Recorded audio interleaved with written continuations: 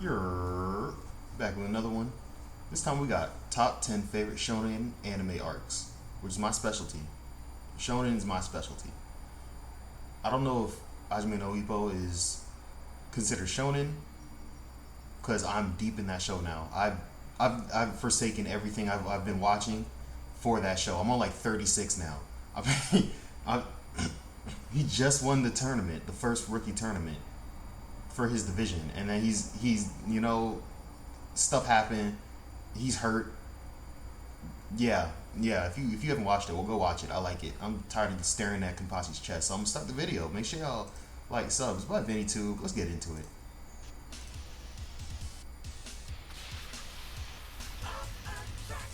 An arc can be a potent storytelling tool in anime. In just a few episodes, a series can deliver some of its hypest plots, Love the Bleach complete music. with awe-inspiring action and heroic moments. If you look at it, an arc's just one small part of a big whole, but this small segment has the potential to make or break a show. A poorly executed arc can make the viewer lose interest and give up on the show entirely. The shonen universe is full of arcs that do an exceptional job of telling a story effectively and compellingly. So today, to commemorate this channel reaching the very important milestone of 600,000 subscribers, yes, I wanted to do another very special and personal video for you. Yes, I'll be picking 10 of my favorite shonen arcs in anime. This is also in keeping with my policy of picking just one entry per series, okay? So on that note, let's get started.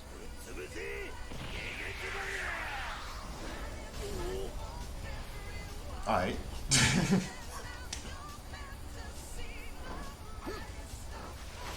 I definitely don't remember any of these guys. These guys don't matter. Bleach's Soul Society Except for the dude arc. with the big ass This balls. one He came is a back. given and perhaps the reason why Bleach reached I the thought he was epic kinda cool. heights it did before its inglorious fall from grace. Before it went off the rails, Bleach was the cool kid on the anime block with the potential to become one of the greatest shonen shows of all time. And the Soul Society arc is where it all started. Bleach It music gave was us so good. unforgettable characters like Gin and Mayuri. It had incredible battle bad it was the same sequences. music. Think Ichigo But versus 500 Kenpachi episodes, or I saved Renji versus Byakuya. And it left us with the smartest, most deceptively badass villain. The Soul Society arc did all the heavy lifting, setting the stage for Bleach to do something incredible. A pity it didn't turn out that way though, isn't it? But that moment at the end of the arc when Aizen snaps his geeky glasses in half and drops his good guy facade remains a brilliant legacy of this fallen giant. He really went from the nerd anime hair, slicked that bitch back, and was like, I'm a real one. What's good? Remember the Heaven's Arena and Hunter exam arcs from Hunter x Hunter? Well, this entry on the list is from Togashi's other notable work, Yu Yu Hakusho, and I feel it far surpasses both of them. The Dark Tournament saga follows the protagonist Yusuke Urameshi good. as he and his friends enter an underworld contest where they're pitted against killers and demons. Spread across 40 episodes, it took almost a year to air. When an arc lasts that long, there's a very good chance of it losing its way. That too when it's mostly all matches and battles,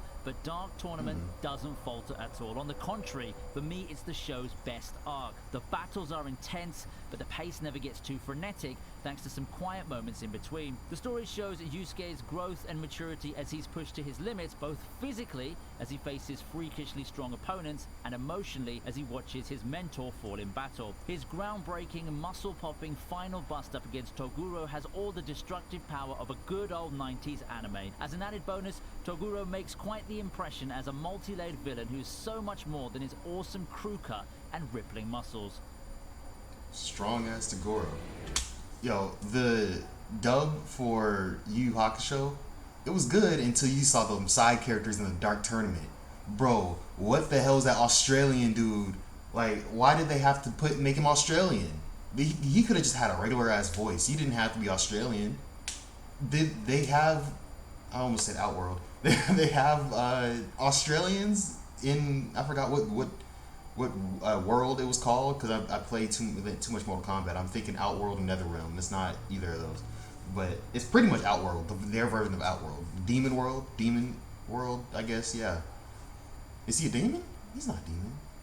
It don't matter. It's just the fact that he sounded like that was gross, bro. You just look it up. Just look up that man's English voice. Like, I was ashamed to be watching dub. I was like, bruh. I'm pretty sure at one point he said shrimp on the Barbie. I'm pretty sure. If I'm wrong, that's on me. But like, it was like, at any minute he could have said it. He was like this close to saying it at any minute if he didn't.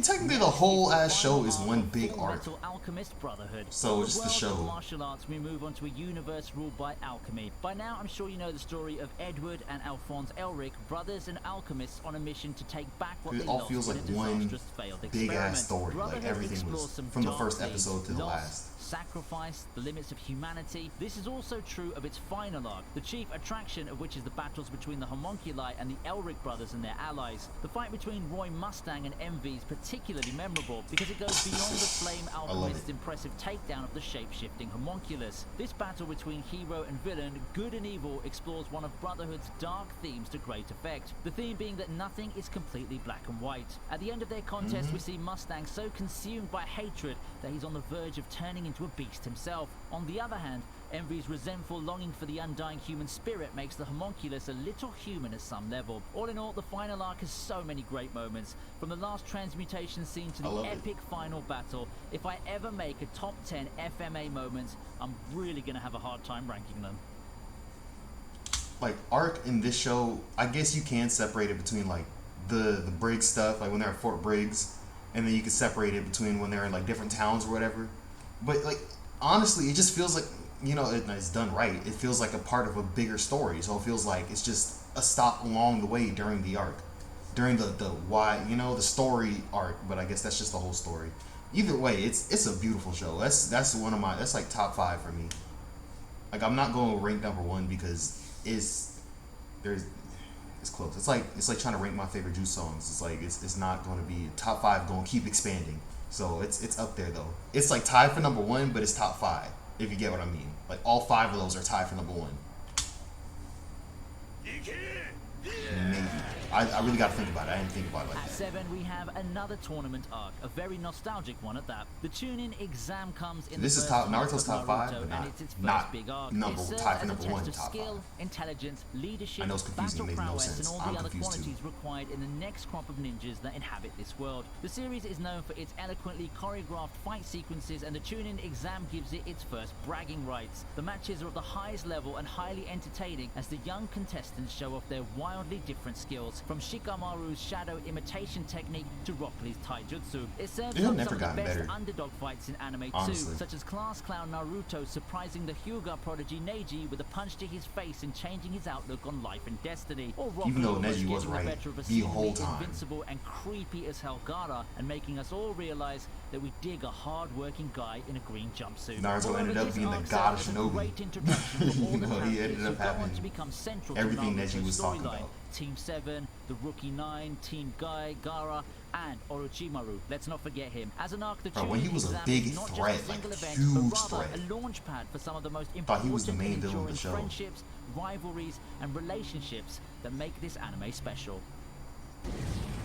Naruto went through like 3 main villains: Orochimaru, then Madara, then Kaguya, Black Zetsu, Kabuto. Like, bro, special as Gintama. Its first 50-odd episodes are pretty much practical Obito, jokes, bro, parodies, like, and madcap moments strung did I just together see- with a good bit of satire thrown in too. But when it's time to I get saw a serious, crocodile. this show gets right down to it, with even Lazy Oddjob's boss Gintoki turning into the deadly Shiroyasha. The farewell Shinsengumi arc is perhaps the best example of Gintama's smooth transition Pain, from goofy main villain, to like, grim. bro. I know a lot of Gintama fans prefer Shogun arc, Assassination I know, arc but over still. this one, and that's pretty fair actually, because I feel it's also one of the best shonen arcs around. However, my personal favorite arc in Gintama is the Farewell Shinsengumi arc. Battles are the highlight of any serious Gintama arc, but Farewell Shinsengumi deals with weightier subjects like personal demons, uncomfortable truths, and friendships between enemies. The villains are all highly memorable: the sadistic new shogun Nobunobu, the Mimawari-gumi, which replaces the Shinsengumi as the shogunate's special police force, and the Tenshoin Naraku, a shadowy assassination group that also works for the government. And it Hey, before we continue, I just gotta remind y'all real quick. Like and subscribe, because I didn't do the beginning. Alright? Do that. Like this video, like subscribe to the channel, like, you know, my video, and to this channel. Alright? Yeah. Go ahead and do that, we get into it again. introduces us to Utsuro, the series' toughest antagonist. Towards the end, the emotions really hit home with the bickering Gintoki and Hijikata sharing a last meal, Kagura and Okito fighting one last duel, and of course the Shinsengumi saying goodbye to Edo with a promise to come back someday. Rui Rurouni Kenshin, known to some Rurouni. Western I've been trying to audiences pronounce as that. I've been Samurai X, avoiding it is a because I'm classic like, I'm a shonen butcher show it. with heavy undertones of Japanese history. This entry is not an arc from the series, but an original video animation or OVA that serves as a prologue to it. Titled Trust and Betrayal, it's the story of how the protagonist, Himura Kenshin, becomes the infamous manslayer. It also reveals how he got his famous scar. Both in its imagery and its story and treatment, the OVA has a darker, more brooding tone than the anime series. Trust and Betrayal doesn't hold back with its display of violence, bloodshed, and gore. At the same time, there's a serenity and quiet beauty about it that's at complete odds with its violent themes, and yet these two halves make a whole that never feels jarring. The battle scenes make as much sense as the more mundane moments in Kenshin's life at home. The beautiful background animation and use of color make these moments shine even more. Quick. Trust and Betrayal is as much of a journey of a man's descent into hellish violence as it is a love story between a man and a woman who were perhaps never fated to be together. If you haven't watched the OVA, I highly recommend you do, even if you haven't seen the original series yet.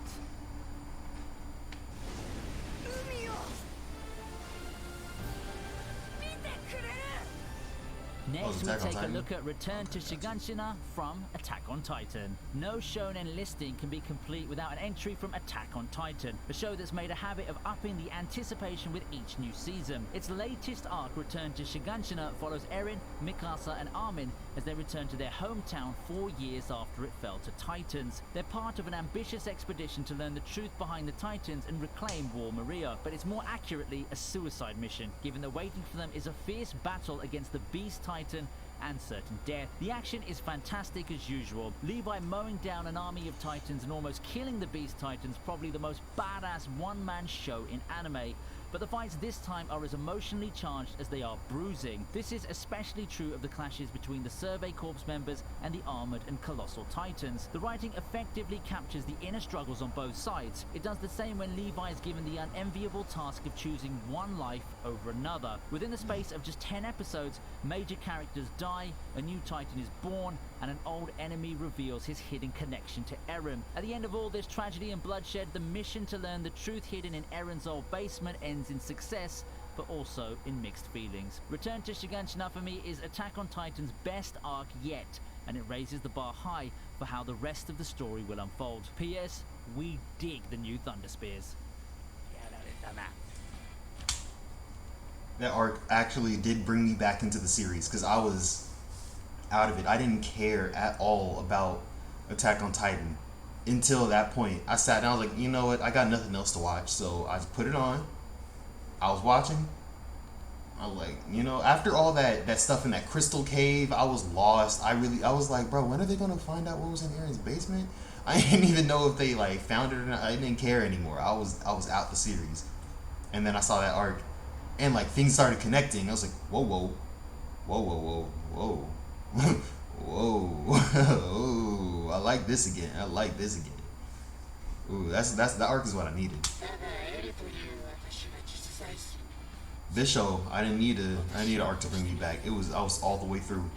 That's what I like, all the way through. A classic Keep me game hooked. of cat and mouse between a serial killer and an eccentric detective brings up the rear of our top 3 shonen arcs. The battle of wits between Light Yagami as the serial killer Kira and L is legendary and needs no introduction. Given L's popularity among fans, the anime's first 26 episodes is called the L arc, though you could argue in reality it comprises 3 arcs. The Super arc tells the story of Light's descent into darkness on finding the Death Note and meeting the Shinigami Ryuk, L's pursuit of Kira, and the battle of the L arc, the whole 26. What That's makes this battle a hoot to watch is the characters of its players. Light is a model student on the surface, popular and talented, but deep within, he is an evil incarnate, a manipulative killer with a god complex and no remorse. L, on the other hand, has a slouchy appearance that makes others doubt his abilities, but he's highly intelligent, meticulous, and analytic. He's also deeply suspicious, deceptive, prone to lying, and not above using cruel and criminal means to get what he wants. The arc comes alive with their scheming and planning. As it is in every battle, there's a winner and a loser. This applies to the contest between Light and L as well. By now, most of us know how it ends. The L arc is not the end of Death Note, but it might as well be. After all, I'd say this is when the series started to go downhill for me personally, but the L arc on its own is a masterpiece. Yeah, after no L one can convince me otherwise. After L, it wasn't the same. It was still, still good.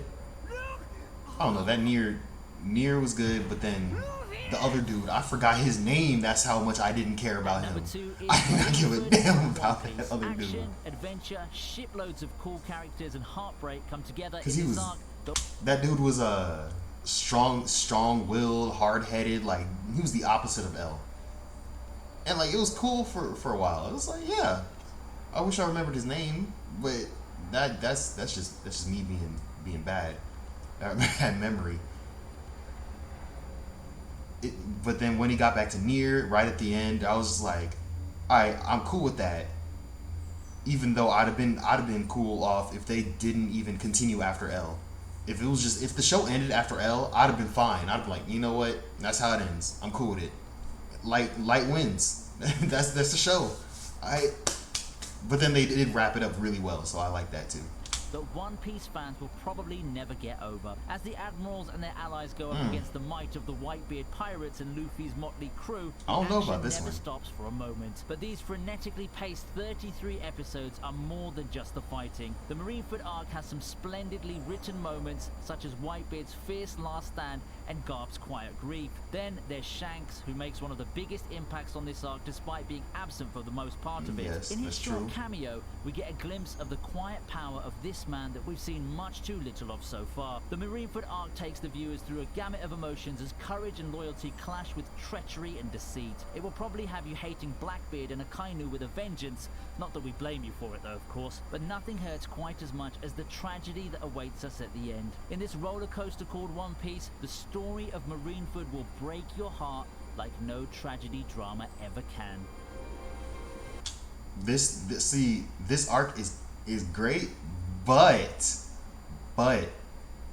I do fucks with Annie's Lobby arc way more. Annie's Lobby is where the One Piece was like tied for number one, right there with Full Metal and Death Note in there, and then a couple others that I haven't even thought of yet, because once I think of it, they're going to be in there. But it's definitely tied for number one. I Want to Live, bruh. I'm getting a quote from that arc tattooed on me, right here. All right, no matter who you are, ain't nobody born in this world to be alone. Remember that. If you struggling right now, you ain't born in here to be alone. You gonna find somebody. You gonna find people who care about you, friends, family, loved one, love. You know, you gonna find it. It don't matter. Keep your head up. That was Serious Time with Diesel.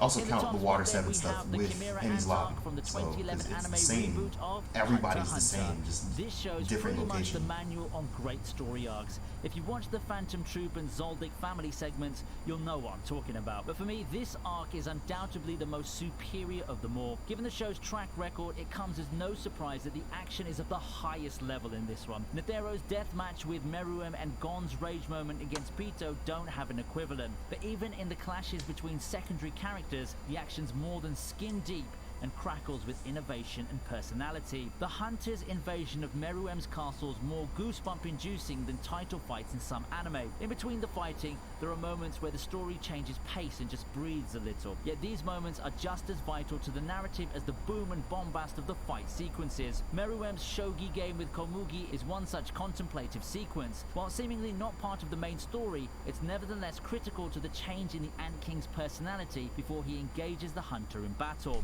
It gives the ruthless Meruem a compassionate, even human side that we've never actually seen before. It's a turning point in his evolution as one of the greatest anime antagonists of all time. The arc comes to a thought-provoking end, raising questions about the concepts of hero and villain, good and evil. You gotta watch it to believe it. This arc is the main reason why Hunter x Hunter 2011 is still my favorite anime of all time.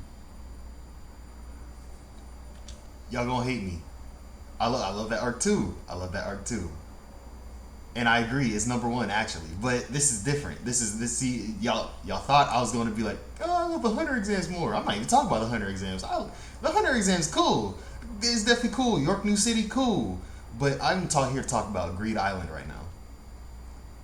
Greed Island was my least favorite arc in this whole show. I would rate it like a 6. Like, honestly, the stuff they've already these guys should be stronger at this point. They fought the Phantom Troop. You know, they lived. Krabi could have won out. He wasn't there in Greed Island, of course, but he took one out. Like, is Phantom Troop really that strong? I'm thinking because Krabi could have took one out, and you know, Gon Killua survived their whole ordeal with them, and they kind of became cool with them. You know, they not they not on like on site terms. They like, hey, it's you guys kind of terms. You know, like they kind of cool with them. So I'd rate Greed Island a 6. To be honest, like it's good, just not A1. What would y'all rate Greed Island? Let me know. And that's the end of this video. Yeah, that was the end of the video. Yeah. That was good, bro. One Piece exists. One Piece exists. Yeah, that was shivers right there. Shivers down my arms, my spine. I was like, ooh, what a best last words, bro. Best shows. I only wish right now to be able to see how the manga ends. Watch the Carmen. Ooh, I couldn't watch this 3 times. It was long. There was a lot of. It was great. It was great the first time, but it was a lot of explanation, a lot of narration. But the more I talk, the more I piss people off. So I'm gonna get out of here before Hunter x Hunter fans get on my neck. I love the show. I love it. It's also tied for first place. It's also up there. So don't get on my neck. I love the show. Alright. See, hands up. Not doing nothing. Alright. I hope y'all enjoy. Like, comment, subscribe. I'm out. Peace. Hands up. My hands up. See? They still up.